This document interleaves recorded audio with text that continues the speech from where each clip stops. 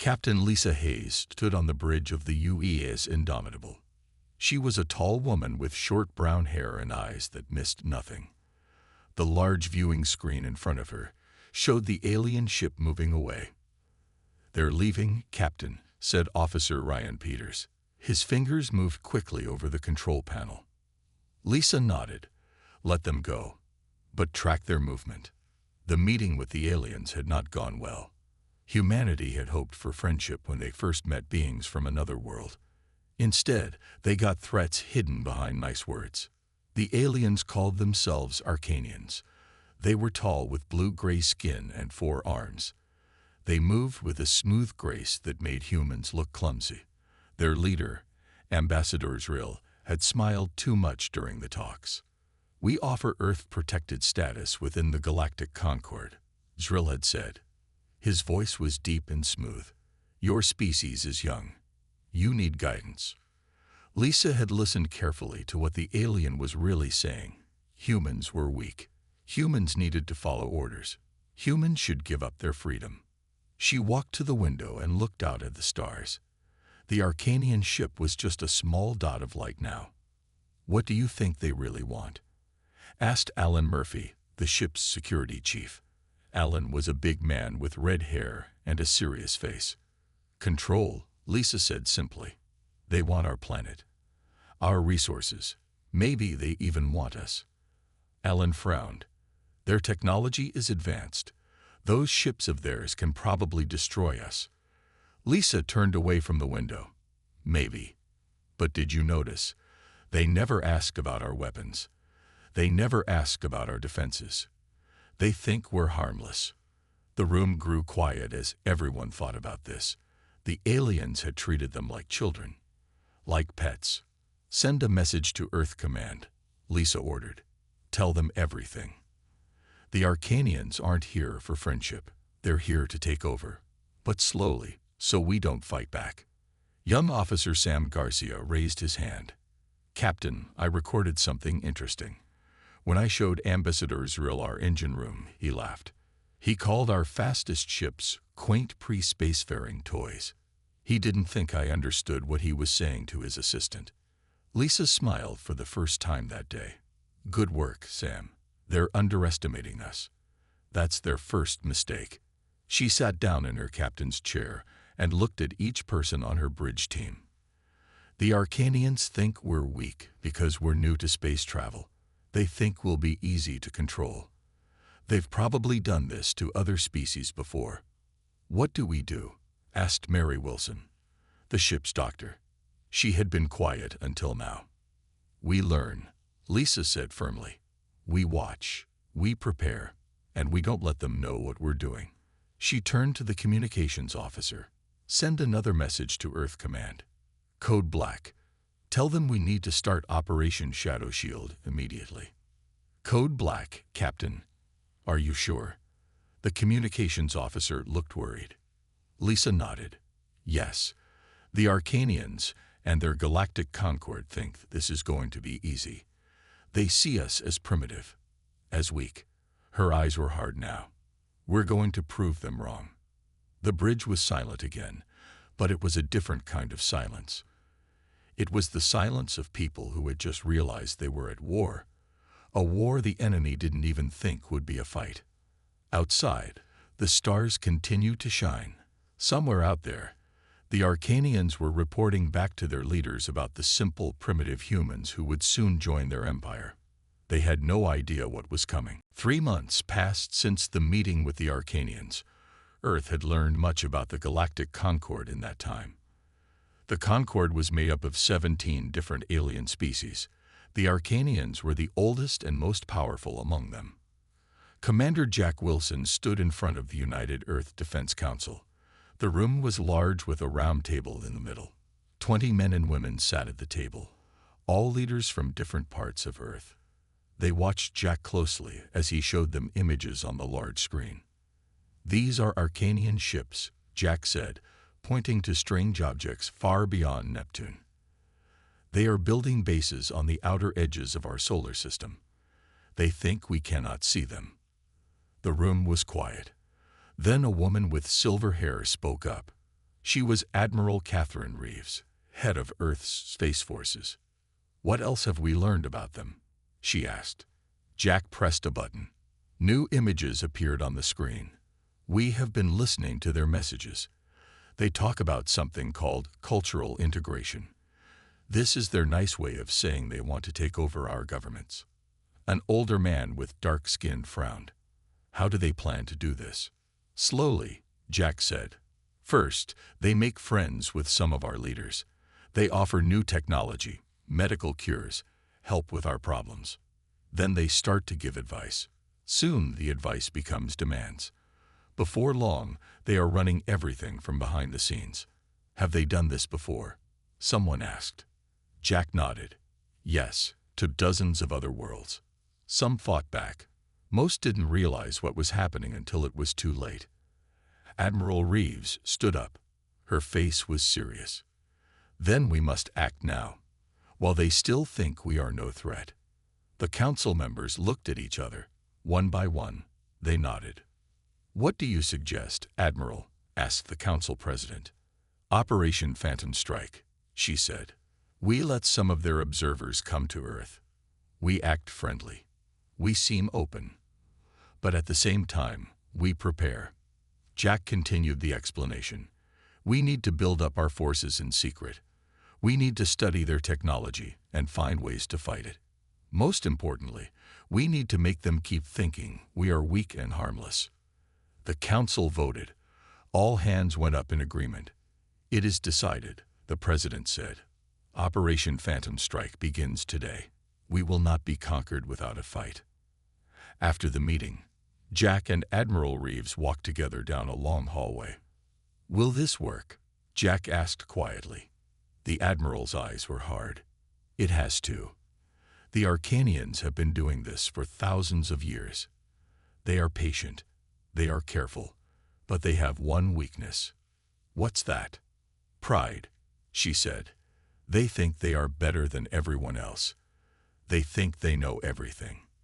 They don't expect us to fight back in smart ways." They stopped at a large window. Outside, the sun was setting over the city. "Have our scientists made any progress with the Arcanian technology we captured?" the Admiral asked. Jack smiled for the first time that day. "Yes. Dr. Phillips and his team have made some interesting discoveries. The Arcanians use something called quantum entangled communications. They think it's impossible to block or listen to." "And is it?" "No," Jack said. "Dr. Phillips thinks he can break into their system within a month. Then we'll hear everything they say to each other." Admiral Reeves nodded. "Good. We need every advantage we can get." A young officer ran up to them with a message. "Admiral, we just got word. 3 more Arcanian ships have entered the solar system. They're heading toward Mars." The Admiral didn't look surprised. "So it begins. Tell our people to watch and learn. The Shadow War is now underway." Deep under the Pacific Ocean, a secret lab hummed with activity. The lab was built inside a mountain beneath the sea. No one but a few top leaders knew it was there. Dr. Nathan Phillips pushed his glasses up his nose as he looked at the strange device on the table. The device was small and silver with blue lights. It came from an Arcanian ship. "What have you found?" asked General Susan Rodriguez. She had just arrived from the surface. Her uniform was still wet from the underwater trip to the lab. Nathan smiled. His team had been working day and night for weeks. "Something very important," he said. "This is how the Arcanians talk to each other across space." He pointed to the device. "They use what they call quantum entangled communications. It means they can send messages instantly across any distance. No delay, even between stars." The general nodded. "And they think we can't understand this technology." "Yes," Nathan said. "They think it's too advanced for us. They think it will take us 100 years to learn." Susan raised an eyebrow. "But?" Nathan's smile grew bigger. "We not only understand it, we found a way to listen to their messages. And more importantly, we can now block them when we want to." The general's eyes widened. "You can jam their communications. All of them." "Not all at once." Nathan said, "But we can target specific areas. They won't know what's happening. They'll just think their equipment is failing." Nathan took the general to a large room filled with screens and machines. 20 scientists worked at different stations. Some studied alien materials. Others built new devices that combined human and Arcanian technology. "The Arcanians have been doing things the same way for thousands of years," Nathan explained. "They stopped looking for new ideas. But humans are different. We take their ideas and make them better. We combine technologies in ways they never thought of." He showed her a small ship engine they were building. "This uses their gravity control system, but with our power source. It's twice as efficient as theirs." General Rodriguez looked impressed. "How long until we can use these new technologies?" "Some are ready now," Nathan said. "Others will take a few more months. But we're moving much faster than the Arcanians think possible." They walked to another section of the lab where weapons were being tested. "Their ships have strong shields," Nathan explained. "But we found a weakness. Their shields work against energy weapons, but not against physical objects moving at certain speeds." He picked up a small metal object shaped like an arrow. "This can pass right through their shields and disable their ships without destroying them." The general took the object and studied it. "Non-lethal weapons. Good. We don't want to start a war if we can avoid it. But we will be ready if war comes," Nathan said firmly. Just then, a young scientist ran up to them. "Dr. Phillips, we just intercepted a message from the Arcanian base near Jupiter. They're planning to send more ships to Earth next month. They want to place observers in all our major cities." Nathan and the general looked at each other. Things were moving faster than expected. "We need more time," Nathan said. The general thought for a moment. "I'll speak with the council. We'll agree to their observers but delay them with paperwork and discussions. Can you have the new communication jammers ready in 3 weeks?" Nathan nodded. "Yes, and the first upgraded scout ship should be ready for testing then too." "Good," said the general. "The Arcanians think they're being clever and patient. They have no idea what's coming." Outside the lab, in space, Arcanian ships moved slowly through the solar system. They saw nothing unusual. Everything was going according to their plans. The simple humans were cooperating just as expected. How wrong they were. The Arcanian ship Eternal Wisdom floated near Europa, one of Jupiter's moons. Captain Zrilthar sat in his large command chair. He was recording his thoughts about the humans. "Day 82 of observation," he said. "The humans continue to show interest in our technology. They ask many questions. They seem eager to learn." He smiled, showing his sharp teeth. "They do not understand how simple their minds are compared to ours. In time, they will accept our guidance without question." His second-in-command, Officer Krex, looked up from his control panel. "Captain, the humans have allowed 10 more of our observers to visit their planet. They are being very cooperative." Zrilthar nodded. "As expected, they see our advanced ships and technology. They know they cannot compete. Soon we will begin Phase 2 of integration." The Arcanian crew moved around the bridge of their ship. They were setting up equipment to build a monitoring station on Europa. From there, they could watch all human activities in the solar system. "The outpost will be ready in 3 days," Krex reported. "Then we can." Suddenly, alarms started to ring throughout the ship. Red lights flashed on all the screens. "What is happening?" Zrilthar demanded. Krex looked confused. "Something just appeared near us." "But that's impossible. Nothing can enter Fold space without us detecting it." On the main screen, a large ship appeared. It was clearly human-made, but unlike any human ship the Arcanians had seen before. It was sleek and dark, with strange patterns on its hull that seemed to bend light around it. "Impossible," shouted Zrilthar, jumping to his feet. "Human ships cannot have stealth technology. They are hundreds of years away from such science."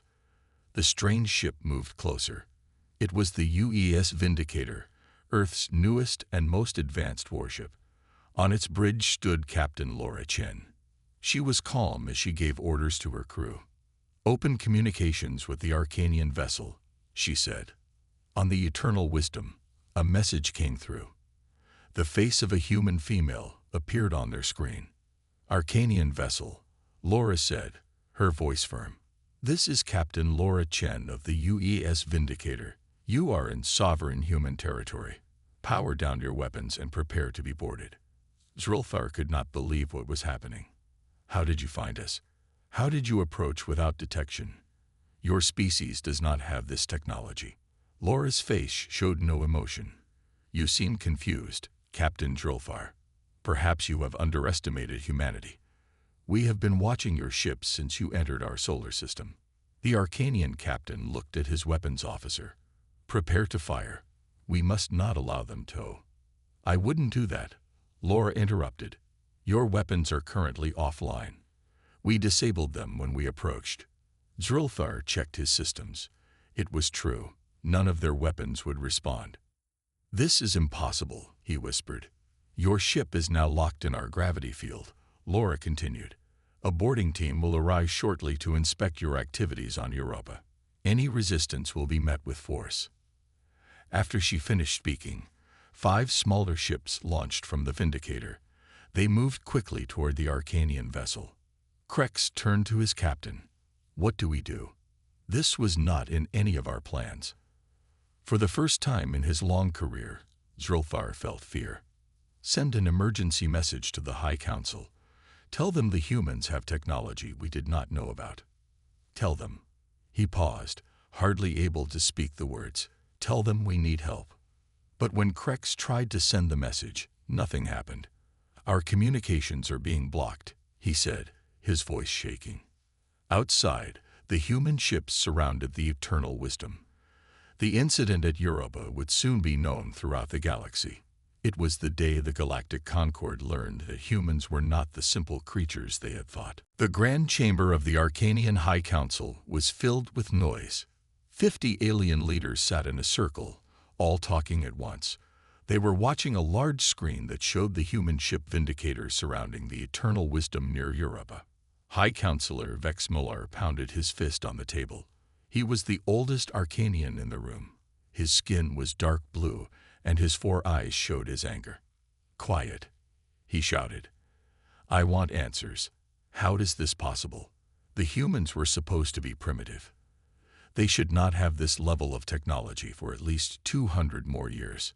The room grew silent. No one wanted to speak first. Finally, Intelligence Director Kraneth stepped forward.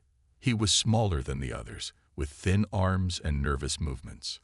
"High Counselor," he began, "we may have made a mistake in our assessment of the humans." "A mistake?"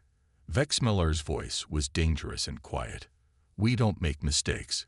We have integrated 17 species into the Concord. Our methods are perfect." Kraneth touched a control panel. New images appeared on the screen. Most species develop in a predictable way.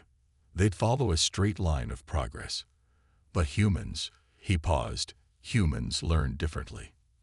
When they face a challenge, they speed up. They learn faster, not slower. Another council member spoke up.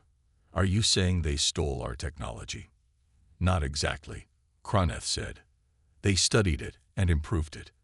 They combined their ideas with ours to make something new, something we did not expect." The room filled with worried voices again. "Is this happening only at Europa?" someone asked. Kraneth shook his head. "No. We are getting reports from across your space. Human ships are appearing near our outposts, scanning them, and then vanishing. They have some form of cloaking technology that hides them from our sensors." A military commander stood up. "This is an act of war. We should send our battle fleet to Earth at once." Vex Muller raised his hand for silence. "No, that would be unwise. If the humans can block our communications and disable our weapons, we need to know more before we attack." He turned to Kraneth. "How many advanced ships do they have?" "We don't know," the intelligence director admitted. "Our observers on Earth report seeing nothing unusual. All human activities appear normal. They must be building these ships in secret." Just then, a young aide rushed into the chamber. "High Counselor, we have lost contact with 3 more ships in the human solar system. And there's more news. A human ship has been detected near the Zeta outpost." The council members looked at each other in shock. Zeta was not near Earth. It was 20 light years away. "That's not possible," Vex Millar whispered. "They cannot have faster than light travel yet. We made sure that information was hidden from them." But the evidence was clear. Somehow, the humans had learned faster than any species the Arcanians had ever encountered. For the first time in centuries, fear spread through the Arcanian leadership. Their careful plans were falling apart. "What do we do now?" asked an older council member. Vex Millar looked at the images of the human ships again. They were elegant and powerful. They showed a level of design that surprised him. "We must learn more," he said finally. "Send messages to all our ships. Tell them to avoid conflict with humans. Tell our observers on Earth to look for any signs of these advanced ships or weapons." As the council meeting ended, Vex Millar walked slowly to his private chamber. For the first time in his long life, he felt uncertain about the future. The humans were supposed to be simple creatures who would easily accept Arcanian rule. Now they had shown themselves to be something very different, something dangerous. The galaxy had suddenly become a much more complicated place. The Galactic Concord headquarters orbited the star Deneb. It was a massive space station where representatives from all 17 member species met. The station was beautiful, with tall towers and curved walls that glowed with soft light. No one expected the message that arrived that day. "What do you mean? Humans want to send a delegation here?"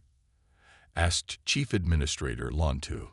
He was from a species called the Volari, with green skin and large eyes. The communications officer looked nervous. "They sent an official request 2 hours ago. They say they want to speak to the full council." This was unusual. Earth was not a member of the Concord. They were only a target for integration. Primitives did not request meetings with the council. 3 days later, a human ship arrived at Deneb. It was smaller than the station, but impressive for a human vessel. It moved smoothly into the docking area, showing excellent control.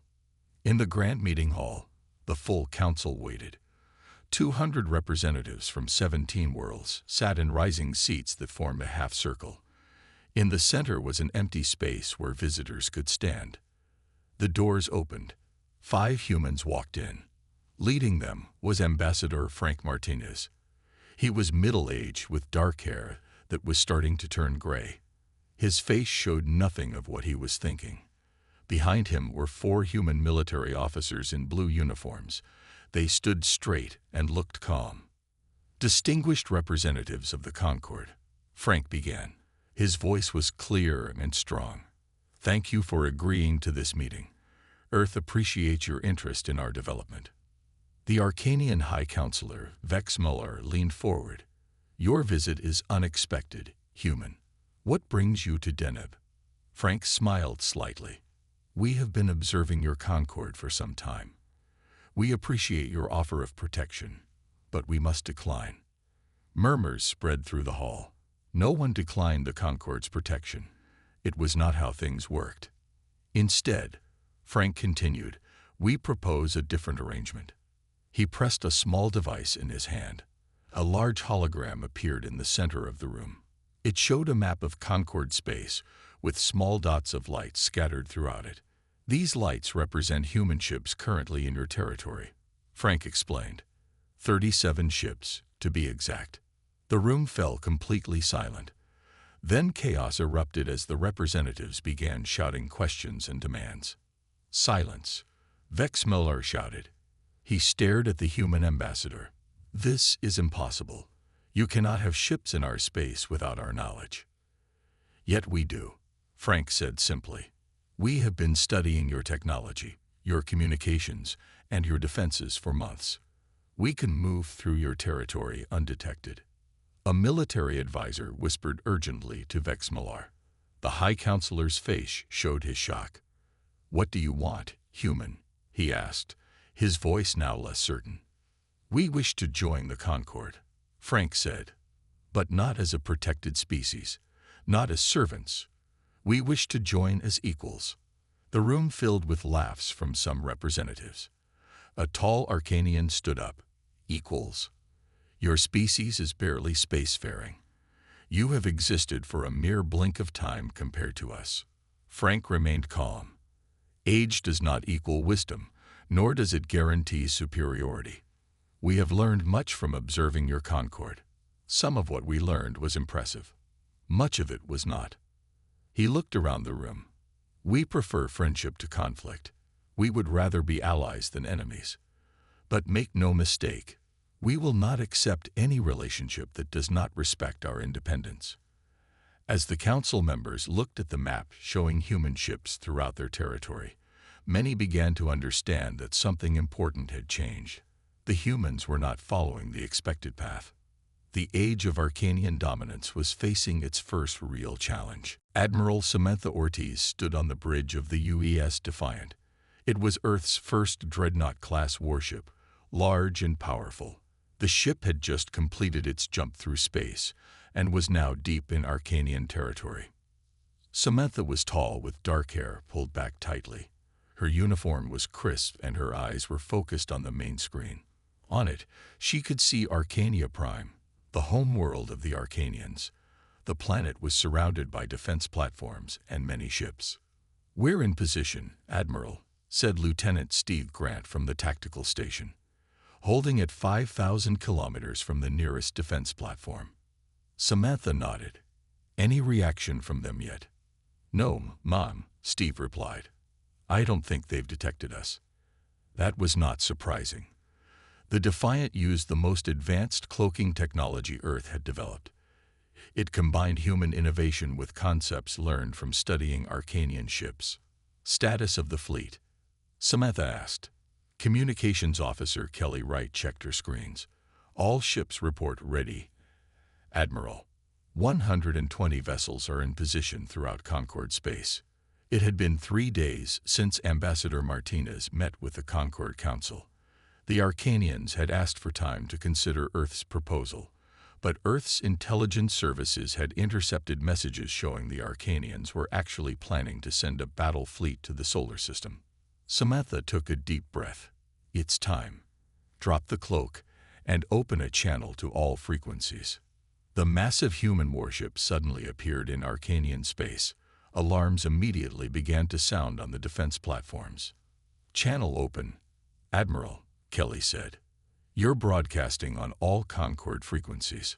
Samantha stood tall and spoke clearly. "This is Admiral Samantha Ortiz of the United Earth Fleet. We have attempted diplomacy for 18 months while your forces have continued preparation for hostile action against our world." She paused to let her words sink in. "This ends today. Our ships are positioned throughout your territories. We demand immediate recognition of human sovereignty and cessation of all covert operations against Earth. You have 6 hours to comply." Throughout Concord space, similar scenes were playing out. Human warships appeared near critical Arcanian installations. Each ship delivered the same message. On Arcania Prime, panic spread through the government. The High Council called an emergency meeting. "How did they get past our detection systems?" demanded Vex Millar. "How many ships do they have?" Before anyone could answer, a junior aide rushed into the chamber. His face showed fear. "High Counselor, the humans have deployed some kind of field that's disabled our quantum networks in 3 sectors. We're blind." The council members looked at each other in shock. Their quantum network was their most advanced technology. It had never failed before. "Can we communicate with our fleet?" Vex Millar asked. "Only using old methods," the aide replied. "The quantum links are completely down." Intelligence Director Kraneth spoke quietly. "They've blocked our fastest communications, but left the slower ones working. That was deliberate. They want us to be able to respond to their ultimatum." The military commander stood up angrily. "This is outrageous. We should attack immediately." Kraneth shook his head. "With what? Our main fleet is scattered. And the humans have shown they can disable our weapons. Remember the eternal wisdom. We would be fighting blind. Vex Muller had never faced such a situation. For thousands of years, the Arcanians had been the most powerful force in this part of the galaxy. Now, in less than 2 years, humans had changed everything. "We need more time," he said finally. "Send a message to the human admiral. Tell her we wish to discuss their terms." As the message was sent, Vex Muller looked out at the stars. Somewhere out there, humans were watching and waiting. They had turned from prey to predator in an impossibly short time. The balance of power was shifting before his eyes. 2 weeks had passed since Admiral Ortiz delivered the human ultimatum. Now, a grand ceremony was about to take place on the Concorde's most sacred space station. High Admiral Zex Palthar stood at the large window of the station's main hall. He was watching the massive human ship that floated nearby. It was the UES Resolution, Earth's newest diplomatic vessel. It was larger than any ship the Arcanians had expected humans to build. "Who let a human warship get this close?" he demanded, turning to his aides. His voice was angry, but also filled with worry. No one answered him. Everyone knew that humans were now free to go wherever they wanted in Concorde space. The treaty that would be signed today made that official. Inside the Resolution's bridge, Captain Diana Miller watched the space station through the main viewer. She was young for a captain, with short blonde hair and intelligent eyes. Beside her stood General Victor Nelson, an older man who had helped plan Earth's response to the Arcanian threat. "They're ready for us," Diana said. "The signing ceremony will begin in 30 minutes. Victor nodded. "Hard to believe we're here. 2 years ago, they thought they would make us into servants. Now they're treating us as equals." Diana looked thoughtful. "Do you think they understand what happened? Why they failed?" Victor leaned closer and spoke quietly. "No. They think this was about technology or military strategy. They don't realize it was their deception that united us. Humanity has always been at its strongest when facing threats." The captain smiled slightly. "True. When they tried to trick us, they gave us a common enemy. Every nation on Earth worked together like never before. An hour later, the Treaty of Seoul was signed. The document established humanity as a full and equal member of the Galactic Concorde. No other species had ever joined the Concorde this way. All others had gone through centuries of what the Arcanians called guided development. As the ceremony ended, High Counselor Vex Muller approached Ambassador Martinez. "You have achieved something remarkable," the Arcanian said. "Your species moved faster than any we have encountered in 50,000 years. Frank smiled politely. "We adapt quickly when we need to." "Indeed." Vex Muller paused. "Tell me, honestly, how did you learn so much about our technology so quickly?" "We worked together," Frank said simply. "When your ships first arrived, humans could have fought among ourselves for access to your knowledge. Instead, we shared what we learned. We combined our different ways of thinking. That's humanity's greatest strength." After the humans left, the Arcanian leaders gathered in a private room. They were trying to understand what had happened. "How did we miscalculate so badly?" asked a young council member. The oldest Arcanian in the room, an advisor named Trelvin who had seen many species come and go, answered slowly. "We judged them by their technology, not their potential. We saw their simple ships and thought they were simple beings. We did not look deeper." He shook his head sadly. "We will not make that mistake again." Back on the Resolution, Diana was preparing to return to Earth. The ship would lead a parade through the solar system, showing all humans that they had succeeded. Earth was safe and had a new place in the galaxy. In her private cabin, Diana looked at a picture of her family. Her daughter would grow up in a very different world than Diana had known. Humans were no longer alone in the universe. They were no longer vulnerable. The stars had once seemed far away and mysterious. Now they were highways that humans could travel freely, all because they had faced a threat together and refused to be conquered. The galaxy would never be the same again.